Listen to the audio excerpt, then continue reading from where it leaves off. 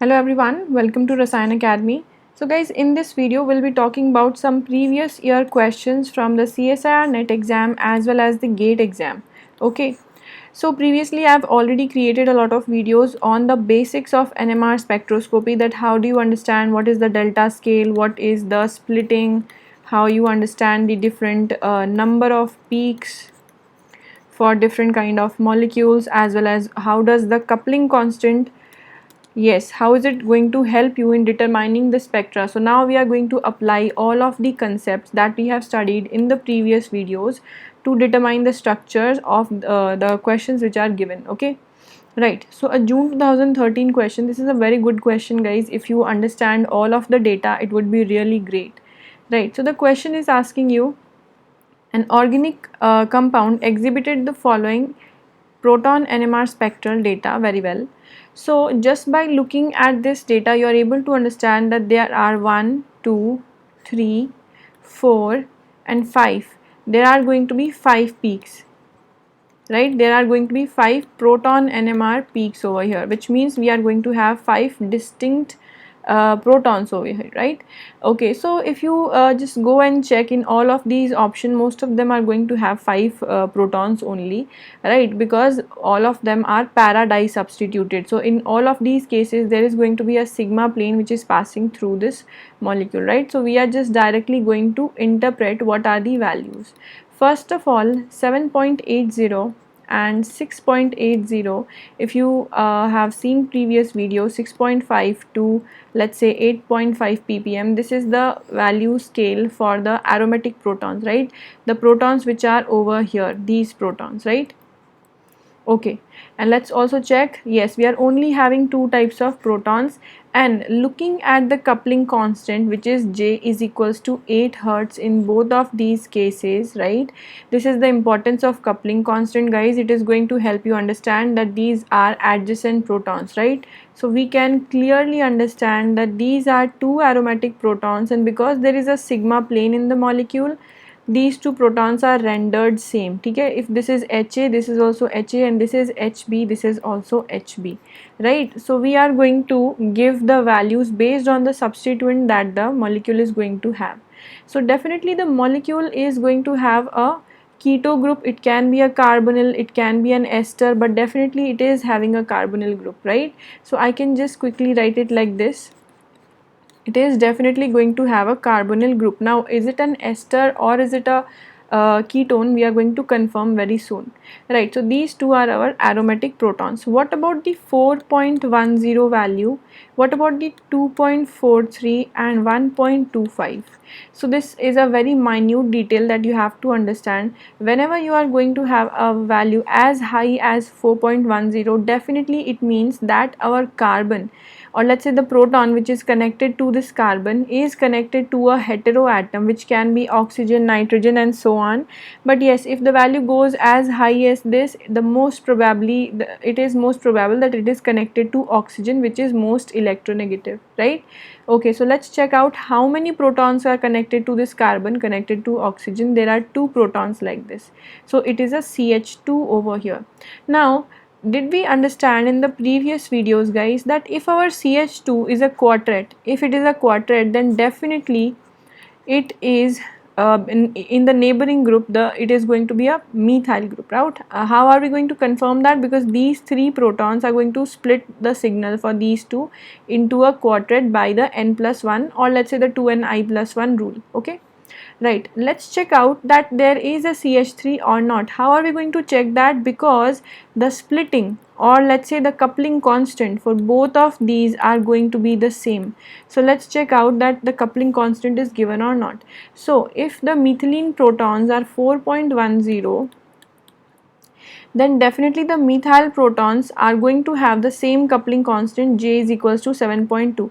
So 2.4 are singlet, so they are some isolated methyl group. 1.25 is having the same coupling constant, 7.2, and yes, it is same 7.2 matlab these are adjacent protons, and 1.25 is for a 3 hydrogens which is triplet. Now these hydrogens are 3 hydrogens, it would be split into a triplet by the adjacent CH2. Okay, right, so 1.25 we can give to this methyl proton. So basically OCH2 CH3, this functional group is confirmed. The ethoxy is confirmed. These protons are going to have the value 4.10. These protons are going to have the value 1.25. Okay, right. These are confirmed along with the coupling constant, along with the splitting, right? Okay. Now what is left is 2.4. Now this 2.4 is for 3 hydrogen singlet. If it is a 3 hydrogen, guys, which means it is isolated methyl group. If there is no hydrogen on the adjacent carbon to split the signal, then which it means that it is isolated. Okay, right. So now the question arises, that is, if yes, so we have just got to confirm the ethoxy. So in which of these options are we having ethoxy? Only in option number 1 we have ethoxy. In all the other option we are having methoxy, which is not possible, because if the methoxy was over here, then this methyl would have a value as high as 3.9 to 4.1. Okay, but it is not given. The 4.1 value is given for 2 hydrogens only. As you can see, it is a 2 hydrogen value only. Okay, right, and it is wrong again. It is wrong again. Only a ethyl group, the ethyl carbon is connected to an oxygen, so C and D all are incorrect. So just by looking at the 4.10 carbon, you are able to understand that it is for a ethyl. Okay, and definitely the answer is going to be this.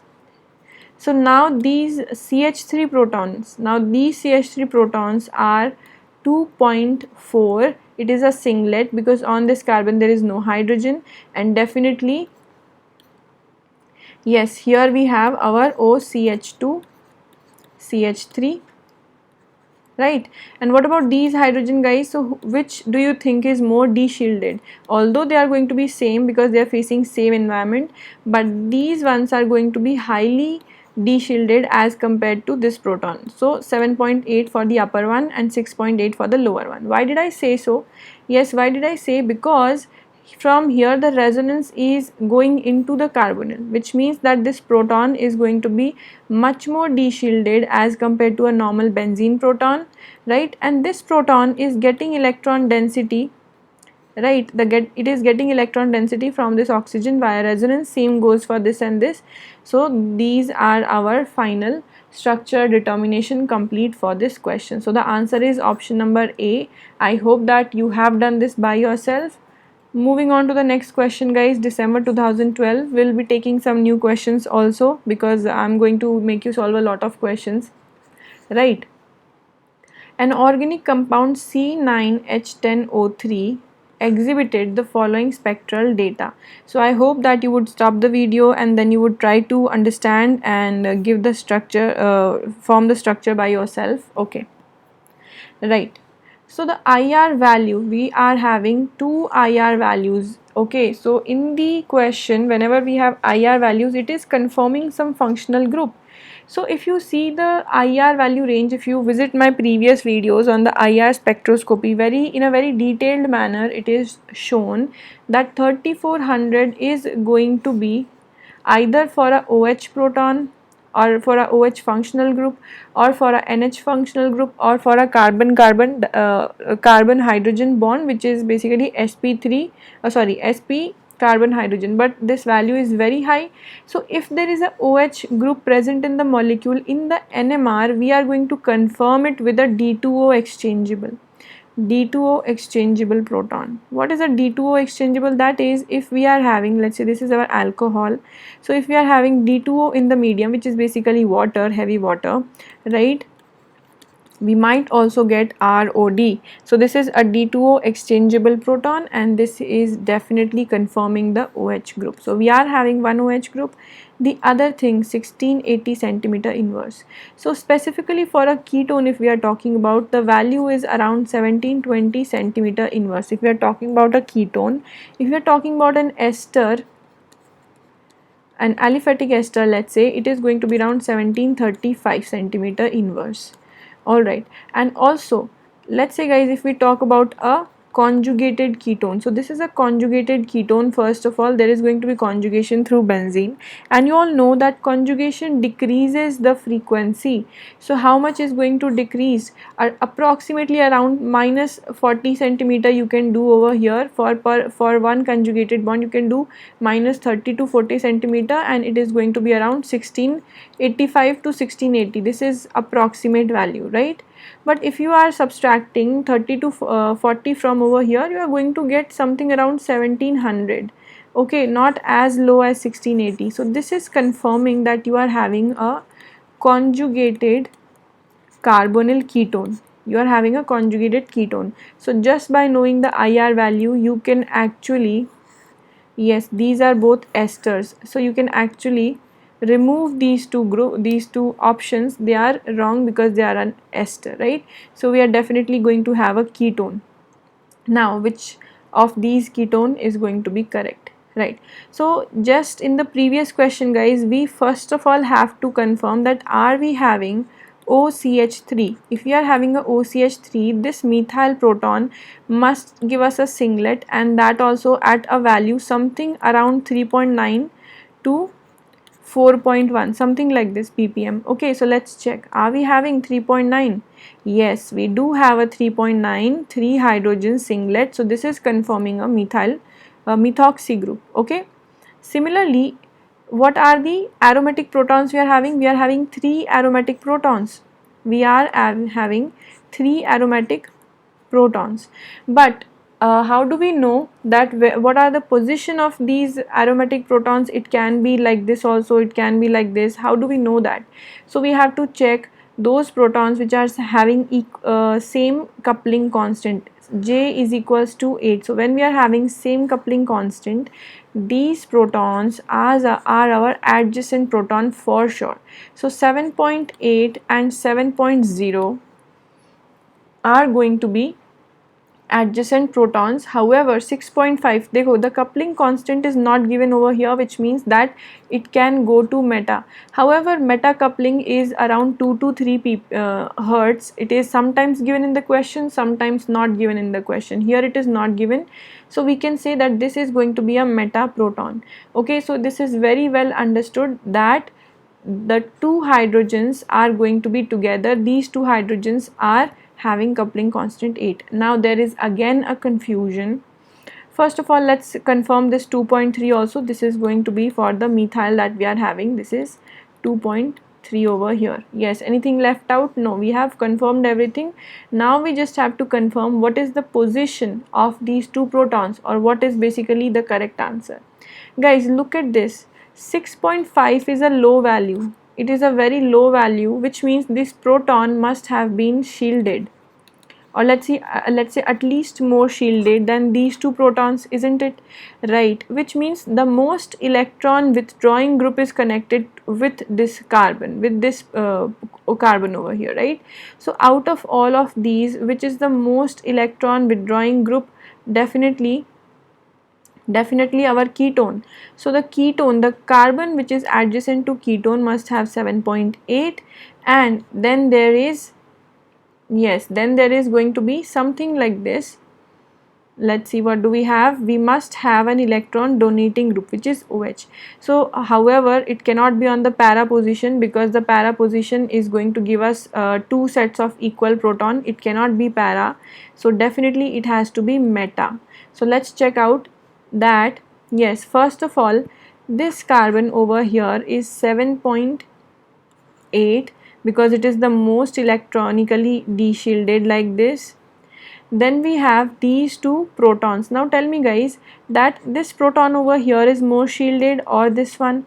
Definitely this one is more shielded. Why? Because it is having two electron releasing groups, like this. So this is going to be 6.5. okay, and only it is a one hydrogen singlet. If it is a singlet, which means that there are no adjacent proton to split the signal for this hydrogen. So definitely this is a singlet. However, these two hydrogens, 7.0, it is going to be more shielded than this one. It is going to be a doublet, Why? Because the adjacent proton is splitting, and this is also going to be a doublet. So our answer is option number D.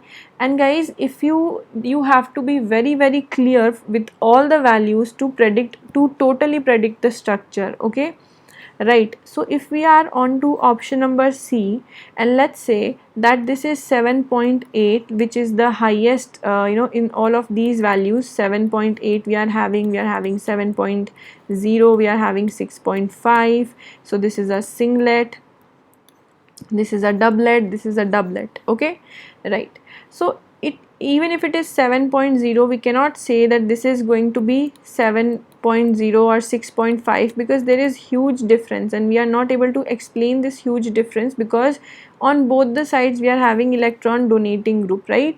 And also this 6.5 would become a doublet because there is this proton which is splitting it. Okay, so this is not at all possible, not possible at all, by looking at the splitting value, by looking at the values or in ppm for these hydrogens. So I hope that I have justified this question. If you go on solving more questions like this, you are going to have much more knowledge how to do it. Linked answer question 59 and 60. This is a GATE 2009 question, guys. Very good it is. An organic compound X with this formula exhibited the following spectral data. Let's see. Again 1680 it is. Again 1680. So which means that we are going to have, see, all of these are carbonyl groups. So we are going to say that this is our conjugated ketone. Conjugated ketone we are going to have, right? Right. Okay. Now, an organic compound X exhibited the following spectral data. The proton NMR values show 7.8, 7.2, which means both of these are only aromatic protons. For aromatic proton, the range is 6.5 to 8.5 ppm, and they are falling into it only aromatic protons. Okay, and these are some other protons in the molecule. So let's check out, guys, what can we think. Compound X on treatment with metachloroperbenzoic acid. Now what is the function of metachloroperbenzoic acid? It is either it is going to undergo Baeyer-Villiger oxidation, okay, or it is going to form the epoxide, because we don't have any other functional group over here, no sulfur, no nitrogen and all. So Baeyer-Villiger oxidation and epoxide are the only two possibilities. Okay, produces two isomeric compounds, Y, which is the major one, and Z, which is the minor one. Okay, so let's check out. So if there are two isomeric products, it could be an epoxide, it could be Baeyer-Villiger oxidation giving us ester. So in most of the questions we are able to see ester. This is an ester, this is an ester over here, ester, ester. So yes, we are going to consider it is Baeyer-Villiger oxidation, no epoxide formation, because we don't see an epoxide, right? Which means that our molecule is a aromatic ketone. So let's say roughly we are writing CH3. Let's say roughly we are writing something like this. Okay, why am I writing this methyl group over here? Because in all of the options I am able to see this methyl group over here. Otherwise I would have written a ethane, but no, I am going to write the methyl because in all of the option a methyl is present over here. So dekho, let's count. We are having C9, 9 number of carbons, 1, 2, 3, 4, 5, 6, 7, 8. Yes, 8 and 9. Okay, these are 9 hydrogens. You can pause the video and check by yourself. And how many protons do we have? 4 protons over here on all of these carbons. 4 plus 3 7 plus 3 10 protons, and yes, we do have a oxygen as the keto. So definitely this is the molecule that we are talking about. This is our X. Okay, very well. Now if we are treating this molecule with metachloroperbenzoic acid, what is it going to give us? It is going to give us Baeyer-Villiger oxidation, in which we are going to have two types of ester, right? So these are the two types of ester that we are going to have. One will be the major one, the other is going to be the minor one. So which one is major, guys? The major, yes. So definitely if you see the mechanism of the Baeyer-Villiger oxidation, you have seen that the phenyl group has migrated, right? The 4-methyl phenyl group has migrated faster than the methyl, and this is why we are going to get this product as the major product. okay, and this one as the minor because over the oxygen the methyl has migrated, right? This is the minor product. Now yes guys, so in upcoming videos I will be sharing some name reactions also, but here we are sticking to the NMR, right? So let's check what are the options. In all of the options, if you are able to see, there is CH2OH, right? This is wrong, this is not the functional group that we want. So definitely there is no reaction on the fourth methyl, that is completely wrong. We are not having acid. We are only option B is correct. It is very easy to understand from here that only, so this is also an ester, this is also an ester, only option B is correct, okay? This one is Y and this one is Z, okay? Right, so this is all we have in this question. Let us also confirm that if we are talking about the proton NMR, are we, yes, are we confirming the correct thing? So I just said that B is going to be our answer from the Baeyer-Villiger oxidation. Let's confirm the structure of X, which was the parent compound, through proton NMR, right?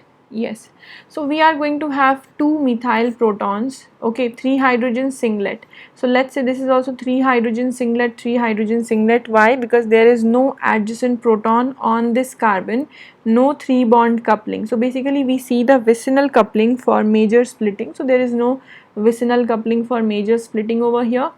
Right, so let's say we write 2.4 for this methyl proton and 2.7. Why? Because this is going to be a little bit more deshielded because of the carbonyl group. Okay, what about the protons over here, aromatic proton? So we are having 7.8 and 7.2. Both of these are going to be doublets and both of these have the same coupling constant, which means that they are adjacent to each other, right? Yes.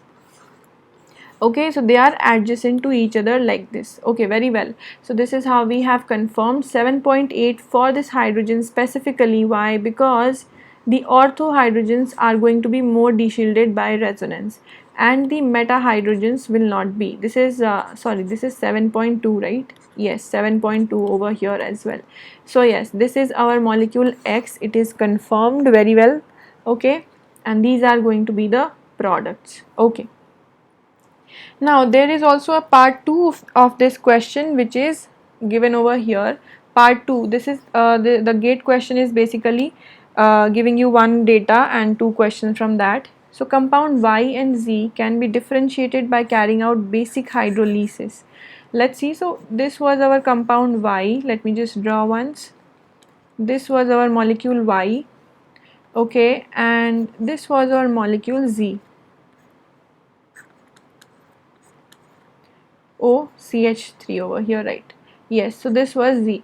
So if we are doing basic hydrolysis, if we are making basic hydrolysis, then what are we going to get, guys? We are going to, the bond falls, opens up, falls back and so on. So we are going to get something like this. We are getting OH and we are getting CH3 COOH.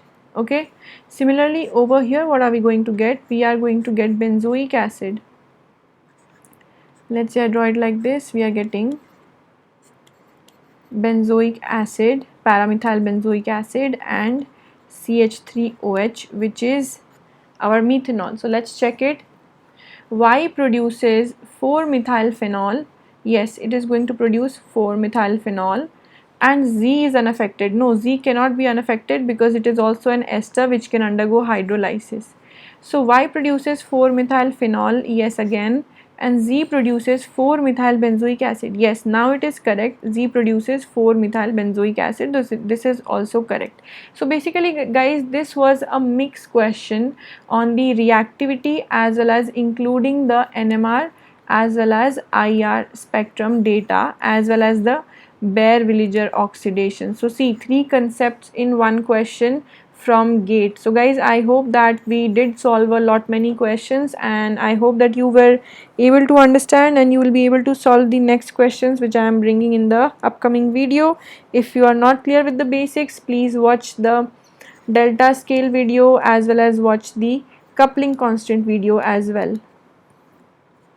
Okay, right. And guys, Yes, if you like the video, please do give us a big thumbs up to this one. Please share with your friends. If you haven't subscribed, do subscribe to the channel.